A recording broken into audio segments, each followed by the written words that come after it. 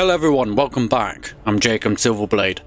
Today we are doing a follow-up video on basically my video from earlier, which is actually looking at the balanced data slate. I spent all day trying to come up with a good video and going, what would I like to change? See change. And well, the changes have been made, so to speak. So we'll get into it. And first off, we're talking about the Ultramarines.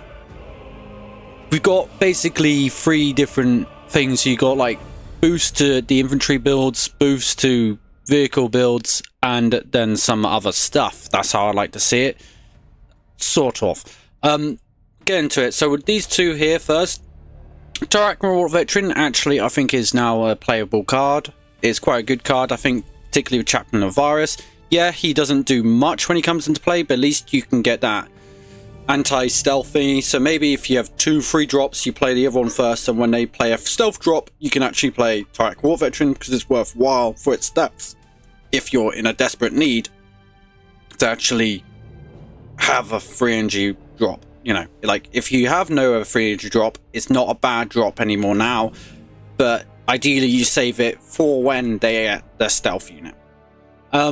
Next up, we got Prime Master Chaplain, and basically, yeah, it's a minor buff here. It's a bigger buff to Tarak Raw Veteran, minor buff here. In a Chaplain Virus build in particular, that range attack could be quite nice, just to increase it to 4, so when you does it, it's actually a 5 range attack.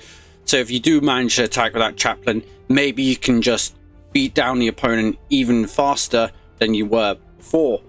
Maybe. No guarantee that this is going to be actually massively impactful. However, it would be quite interesting, just that minor little buff. Then we got Sergeant Talion I'll cover next, because this is part of the infantry build. Yeah, he might actually be playable now. Of course, there's the ridiculous combo where you go along, you play Sergeant Talion, then you play Sergeant Calcius, and basically you'll end up getting 1 energy back and also through 3 damage to the opponent. And if you have a line of 1 energy drops, you could in theory just do a whole bunch of codex triggers and just keep on pinging face with Sergeant Calcius. It's a very funny play, but you do need to get 11 energy with a whole bunch of 1 drops, and specifically those 2 chards, one of which is a legendary.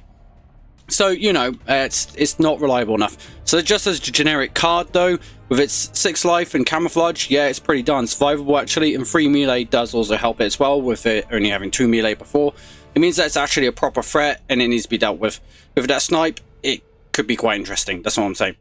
And then Antonio Cronus, I think this is the best statted Ultramarine card right now, and I think actually for infantry builds, you just use Antonio Cronus. I think you just do, because there's nothing better than its stats in the game. For 4 energy for the Ultramarines at least. So, you know, 4 melee, 5 range, 5 height. I think he will be replacing my what's it called? My Hellblaster, because I don't see how this guy just isn't better than Hellblaster now. So yeah, these are tests. These are good changes here, and maybe this just default Antonio Cronus.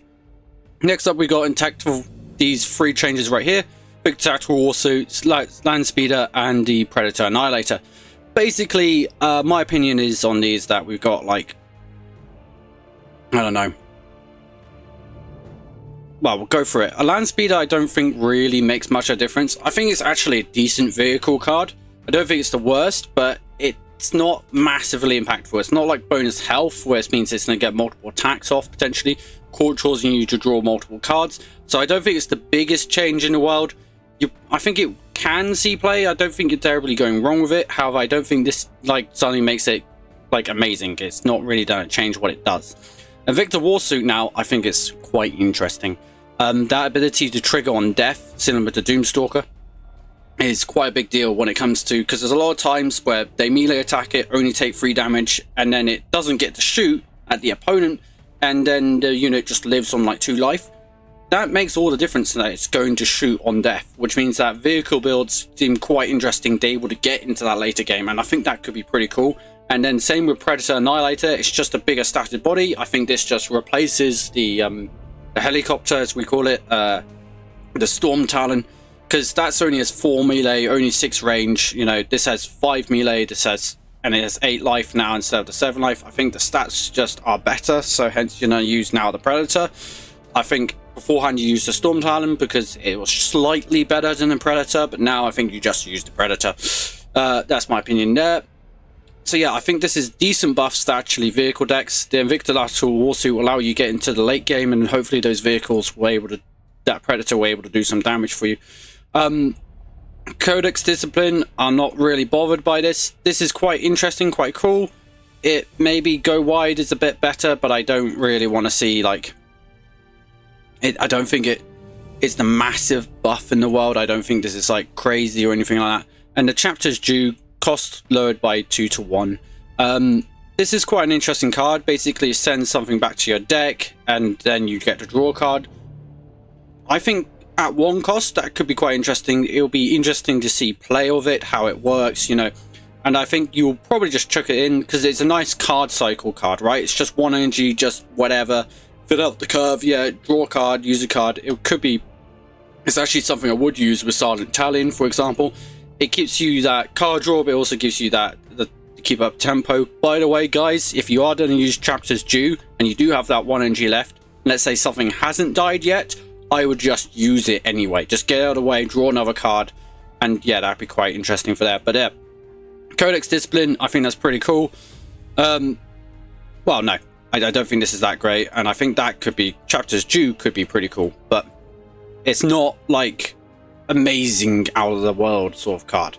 Now, yeah, so overall, I'm gonna rate basically the Ultramarine sort of aggro archetype, and I'll say, and then the vehicle being the more late game / mid-range archetype. In terms of aggro archetype, minor buffs here and there, for example, a Chaplain, Antonio Kronos, I think actually is a minor buff. Maybe Sergeant Talon, we'll see if that's better than an Aggressor. And Turek War Veteran could be actually pretty useful now in terms of that sort of build, and I think that works pretty well.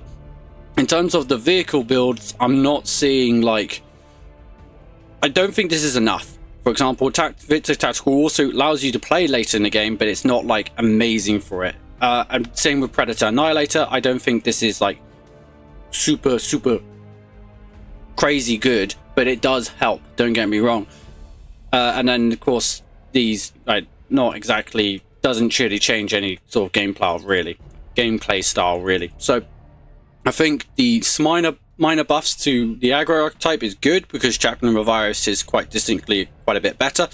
And so it's the support that, just to bring it a little bit more in line with the rest of the meta of the game right now, it might be on that level of the average meta game, it might not be. These, however, I don't think vehicles are still yet good enough for the Ultramarines, and I don't think it really quite works. We'll have to see. I'll do some testing and see what happens then.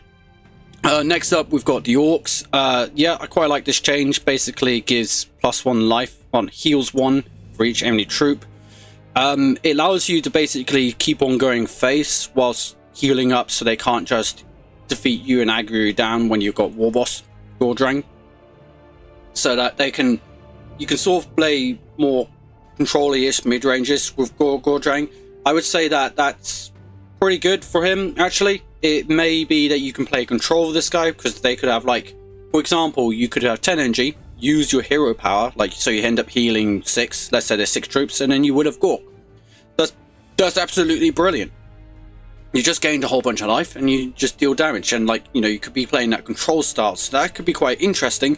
However, I don't think we're looking at anything particularly outlandish or amazing with this change. I think it's could allow you just keep on punching face and not get lethal down, maybe.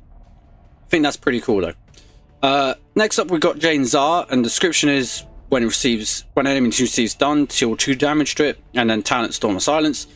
Yeah, I'm gonna be honest, everybody. I thought Janar was actually pretty good. I was thinking about decks of how to make Janar and how to make it work. I was thinking about sort of like a mid-range sort of build with a whole bunch of stun units. And yeah, I think now with this change to Janar here, I think she's actually gonna be borderline broken. I do have concerns about Janar and how this could ruin the meta. And this could now just be the new top dog. Genuinely, like, just her aggro potential ability, just able to stun things so you can't use them and also do 2 damage to them just with her ability. Like, if you get the legendary out, guess what? You're now doing like 5 damage to any unit which gets stunned. There's actually quite a few stun things in there with her wall of power as well. I've been stun locked by her before in the past, where they're just able to remove the troops, because guess what? Eldar are really good at that. And then Janar's ability just stun locks you, so you can't actually attack with Chaplain of a Virus, for example, which is quite a big deal. And then just the 2 damage on top of that will really just be punishing. So I think we'll wait and see, but I suspect this is going to be a really, really strong Warlord. I think this is actually going to be the best Eldar Warlord. I'm very confident about that, and I'm very concerned about this Janar buff. Then we got Sororitas. This is pretty cool. The Fury of the Righteous, her talent. Basically, it does the same thing as before, but if you get to that 5 faith, it also stuns the target. So it's going to still do that 3 damage, but it also stuns it. Now, this isn't combined with Janar's broken ability, thankfully. So, you know, stunning the target, I don't think it's actually that bad. I think it's pretty good. It allows you to just do all those big units. It allows you to maybe play for Divine Intervention play, where you stun their biggest unit until they get too many big units, and then you Divine Intervention all of them, for example. And yeah, I think that'll be pretty cool, and it'll be pretty good. Maybe it's a bit oppressive, but I think it leads to more potential play with Gerika's ability, and it will be very interesting, in my opinion, to see where this goes, how strong this is. And I quite like it. Then we got Galaron the Pious. When an enemy with vulnerable dies, heal 1. Then you got Litany of Despair. Yeah, I think this is a good change for Galaron, actually. This allows you to just be more control-like, and his ability was changed to a control-based ability. His ability is to give vulnerable to a troop only now, and then of course if it dies, you end up getting Marks of Chaos. So I think this sort of control sort of gameplay style with what's it called? Sort of what's it's not Reclaim the Stars, it's Dark Crusade or whatever it is, the 10E card which is able to get 4 troops on your deck for free. I think that's very, very powerful, and you could see a lot of Galaron the Pious sort of control builds. It might be as good as Abaddon, that's my point. That'll be interesting to see, and I'd love to see that. Brood Prophet, Ethereal Nas as talent. Basically, it doesn't reduce the cost by 1. I absolutely love this. This is a very good change. It's a good change in step direction. I will talk about GSC in a moment after this, but this is a good change. Then we got Astra Militarum. Same with Creed. I don't think Creed needed this ability as much as Nas or Ethereal Nas, but I think just in the long run, because I suspect some of the Astra Militarum stratagems, specifically their stratagems, are quite weak. So I think in the long run, those things could actually get buffs, and then eventually Astra Creed's ability would need to be nerfed anyway. So I think in the long run of the game, this is actually a good change, so that's no -1 cost reduction. I think that's just a broken effect, which leads to broken combos, which we don't want to see. Rogel Dawn Tank lowers armor from 1 to 2 to 1, and the Baneblade, which cover at the same time. It's decreased health, and it doesn't give 2 armor to adjacent units, it only gives 1 armor. I feel like they targeted the wrong thing. So with this change, I get what they're going for. Basically, there's been a lot of Denkler decks out there, and they've been relying on Siege Warfare to get like a double Baneblade out or a double Rogel Dawn out, and it's very powerful. It's very difficult to deal with, because they can get 8 energy, then 2 Baneblades next to their Warlord, and now the Warlord has now 4 armor. Like, you're not really killing that. And then you have to deal with, well, 2 Baneblades, so you better have double hard removal in your hand, otherwise you're kind of screwed.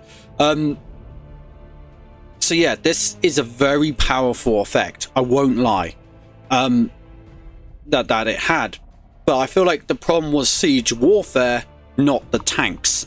So yeah, it helps, don't get me wrong, because you know, you're not going to put these tanks in instead, and you're not putting for example the Lehman Russ tanks, and they're going to see a bit more play, whatever. I get it. I just think it's not that interesting, in my opinion. I rather would have seen something like something to Siege Warfare, just a slight increase in that cost to be able to deal with this. And then Hive Fleet Leviathan, basically this is targeting stuff around the Swarmlord build. And so we got the Lictor and we got the Death Leaper. Basically, these guys had 5 melee attack and 7, and they're both stealth troops. This is the 7 attack with 4 life. Now it's 6 attack with 4 life, and this is a 5 attack with 5 life. Basically, these slight nerfs in here, just trying to make them not as problematic with stealth and making stealth not as problematic. I would say though that instead of using the Lictors, they're just going to use the Von Ryan Leapers, because the Von Ryan Leapers are a swarm unit. I think. At least they have tied 1, and basically they're 5 attack with 4 life. So you can either choose the Lictor, which is 4 attack with 5 life, or the Von Ryan Leaper, which is 5 attack with 4 life. It's up to you. I would personally choose the 5 attack with 4 life, just because they both have stealth. So you're trying to go for that aggro build, so I'll try and get as much damage in as possible, personally. And yeah, it's just to rein that in a little bit, so you get, like, you know, not as much going, I guess. The Neuraloid, I would say this is a very good change. This is something which I've put on, like, in my previous video, saying that this is, I think, a bit on the stronger side. I will say that you're probably just going to use, I don't know what they're called, but, hold on, I'm just looking. Tyranids, Neurogaunt. You're just going to use the Neurogaunt now, because the Neuraloid is 1 life, and the Neurogaunt is, what is it, a 1 attack with 2 life. So yeah, you're comparing like a 1 attack 3 life unit compared to a 1 attack 2 life unit, but that has Swarm and Tide, and it's a better, it's a free energy drop, and they're both 1 energy. So if you're doing it for the Synapse combo plays, you're still better for Neurogaunt. So I honestly think you're just going to see Neurogaunt because it's far more reliable as a play than a Neuraloid in your hand, because the Neuraloid doesn't have the busted thing of giving you Synapse for 0 energy. So, well, I'd say Neuraloid is still very strong, by the way. I just think Neurogaunt is just better now. So you're just going to use Neurogaunt. So overall, what I think this balance update, what are the changes? Yeah, we'll start with Ultramarines. I think this is a good change. Overall, it's closer and closer to the right direction. We're getting closer and closer to eventually the end point where we want to be with the Ultramarines. I still don't think we're there yet. We're certainly not there with the vehicle builds. I don't know if we're there with the aggro builds, with the Chaplain of Avarius. I certainly do think we could see some other warlords receive some buffs from the Ultramarines, because right now I think not all the warlords are nearly on the same level. Lavarius is distinctly better. I'd like this change to the Orcs, I'd like the change to Sororitas personally, and I'd like to change to Black Legion. We'll go over now Gene Stealers, Ashram Mataram and the High Fleet Reviven. They are both good changes. I just think they're going in the slightly wrong direction with Ashram Mataram, but I like the idea of what they're trying to do here. I like these changes, and I like the Ursula change. Yes, this was absolutely needed. This was very good. However, I will say that not enough has been done to the Gene Stealer cults. I personally think there's other things which are still problematic, which the Gene Stealers can still do, which is still not good for the game, which needs nerfs. And so hence, as a end result, I would nerf these Gene Stealers. I still think Sabotagers need a change, and I still think just the combination to do a whole bunch of those 1 energy drops still need a change. So yeah, I think there's still a lot of work to do with the Gene Stealers to bring them closer, and I still think there's a lot of work to do with the Ultramarines, particularly the vehicle build, late game sort of style of deck. But overall, I think this is a good update, and we're closer and closer, you know, to even more better balance, which I absolutely love. So, oh yeah, one final thing. I'm concerned about Janar. We'll see in the next coming days, but I think this might need to be reverted. I personally think Janar is actually a really already pretty darn warlord, and I don't think it needed this buff. So yeah, look out for Janar, everybody. I suspect she's gonna be pretty darn strong. Anyway, that's my opinions. This is my opinions on balance, they say, and I hope to see you next time.